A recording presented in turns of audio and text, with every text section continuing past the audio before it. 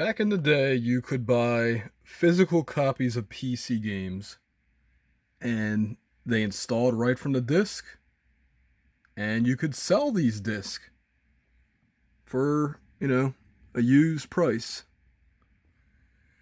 Doom 3 was one of the last physical games that I bought that's installed right from the disc and worked from the serial number, and all you had to do was keep the CD. Yeah, they were using CDs still.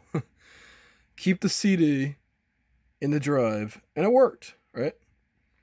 Along came a little thing called Steam, and this orange box was probably the turning point, but there were games before this, obviously. But anyway, the point is, I can't sell the orange box because the serial number is attached to my Steam account. So too is Duke Nukem Forever. Although the game's installs off the physical disc, the serial number is locked to my Steam account, which cannot be resold. So, recently a French court said, no mas, people must be able to sell games like back in the day. I don't know how I feel about this because physical copies, the thing is, even though I have this game, which is, let's see, 23 years old at this point, and I could still sell it. It'll work. You have to do a little finagling and downloading different things, but it can definitely install and work off this CD-ROM technically. This one not so much. It wasn't as popular of a game, and I don't know if you can do that. I have other games as well, but they're packed away. And anyway, my point is, I get why digital's cheaper. I get why Steam doesn't want you to be able to sell these games again. Because, like, for example, the Orange Box was super cheap. Super cheap. You got all these games for, like, next to nothing. And, although Duke Nukem Forever was actually expensive. Or standard price, I should say. But the point is, I don't know. I really don't know how I feel about this because I know that game developers will be harmed by digital sales, which a physical copy can be scratched. You can mess it up. You can lose it. It can be stolen. So, the other thing is what I like about Steam games is you buy it, and I bought games like for example, the Orange Box is what 12 years old at this point. The games still work. In fact, the original Half-Life still works, and all the games that came along with that. So, this is not the same. Doom 3 may not install on a Windows 10 machine. I don't know. And Max Payne 2 as well. I actually had to to get it to work on Windows 7 required some work. But this is definitely going to harm developers, no doubt about it. The way I would do it if I were them is I would have a transfer fee, a license transfer fee, because this is what they do in other parts of software. They charge people a semi-nominal fee, because the thing is, when you buy a physical game, you're not just buying the game, you're also buying the tech support that goes along with it. And the other problem with that is, what about companies that go out of business? How can they honor the tech support? So, and that's the other problem. What if the company goes out of business and then you can't do a license transfer? I don't think Steam's going to go out of business, but, you just never know. And I don't, I love the fact that this game can still be installed 23 years later. Again, not this one. This one with user stuff. User-made things. But all the other ones, which by the way, you can buy Max Payne 2 on Steam. I should say that. But, anyway. I don't know how I feel, guys. I really don't. Oh, and I forgot to mention, with physical copies, you would get actually, like, printed manuals with some games. Which, and a keyboard reference. Doom 3, they really hooked you up. But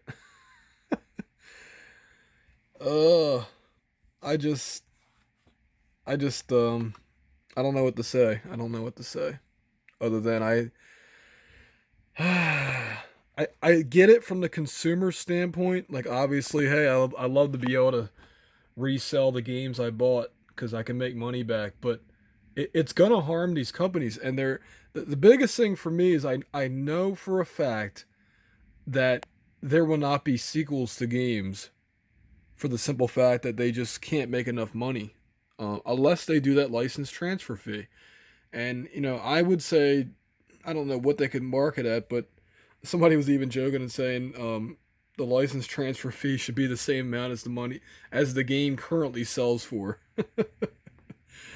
I don't know if that would be legal for them to do, but it would definitely. They need to have a license transfer fee, no doubt about it. And also, I would make it where there's like a 2 or 3 week delay between the time that you apply for it and the time you get it, because you know again, if I sell this game, 3D Realms is not going to take a cut of it. id Software is not going to take a cut of this, but